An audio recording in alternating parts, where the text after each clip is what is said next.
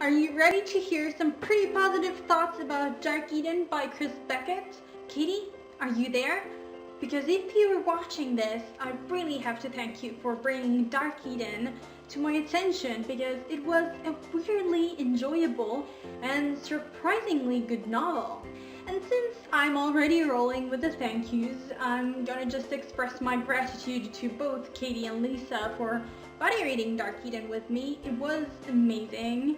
I really enjoyed discussing stuff and being horrified together about certain appalling things happening in this. I'm pretty sure both Katie and Lisa will put up previews eventually for Dark Eden, so when that happens you'll find links in the deep box. So what is this shiny novel about?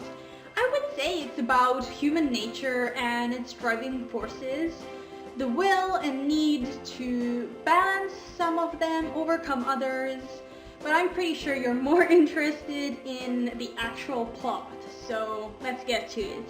In the beginning, there were only Tommy and Angela, who decided not to risk their lives trying to get back to Earth with the three companions, but chose to stay on Eden instead and hope that someday someone from Earth would send help to rescue them from the sunless planet they were stuck on.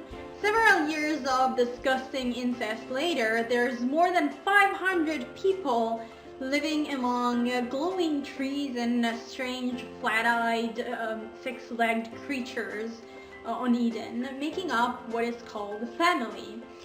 People in family have been brought up with tales about electricity, which we know as electricity, sky boats, and metal. But things are getting tough with food becoming scarcer with every womb time, so they have to change.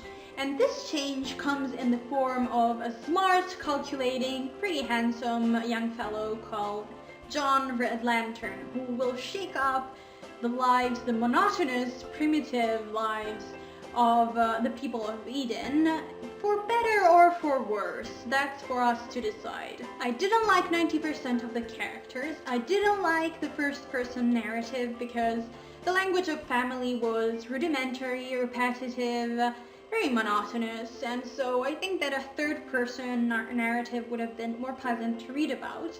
But nonetheless, I very much enjoyed this book. Once I got past what I just mentioned, I really got involved with the story. I wanted to know where it would end. Speaking about endings, this novel really picks up about halfway through. It becomes so much better.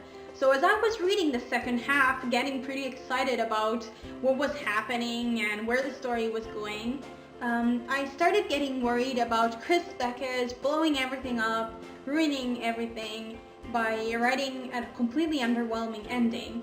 But I'm here to tell you, have no fear, because he doesn't.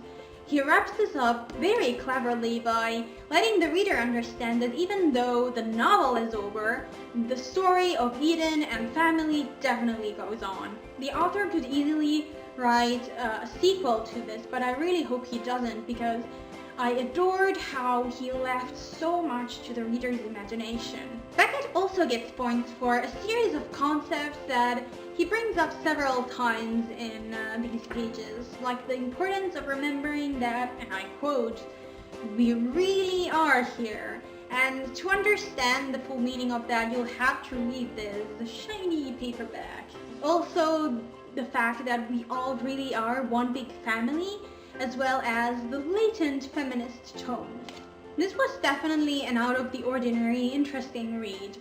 I completely felt like this was worth my money, it was pleasant and entertaining. What do you think? You gonna pick this up? Or maybe you've already read this.